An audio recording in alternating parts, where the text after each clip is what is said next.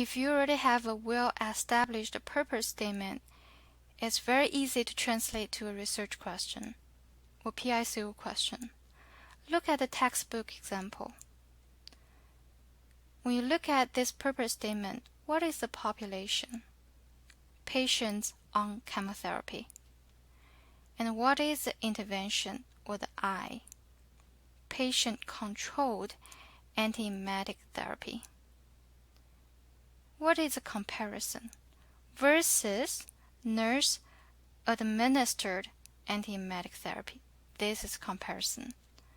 For controlling nausea and vomiting, this is outcomes of interest. And look at how they transfer this to the research question. What is the relative effectiveness of I, the intervention, versus the comparison with regard to the outcomes, 1, 2, in this population? Easy?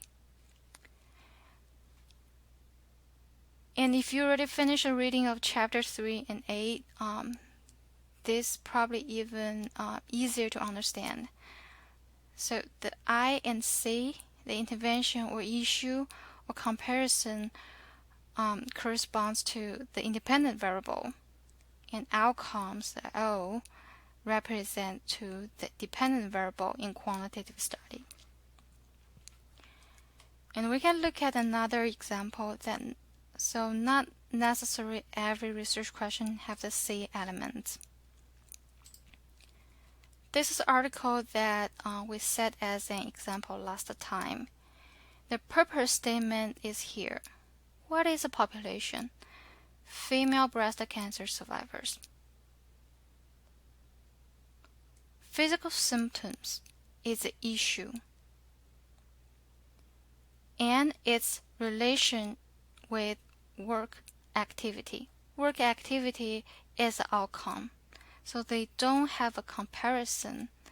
They simply examine the relationship between the physical symptoms and work activity. So how do you translate it to a research question? For example, you can say, among female breast cancer survivors, how does physical symptoms influence their work activities? Or, what is the relationships between physical symptoms and work activities among female breast cancer survivors? Sometimes you may have a different question coming up or new question because you are reading more on the topic and you may be interested in something new. That's perfectly fine. You can shape a new research question. And remember to revisit and modify your purpose statement and the research problem to make them consistent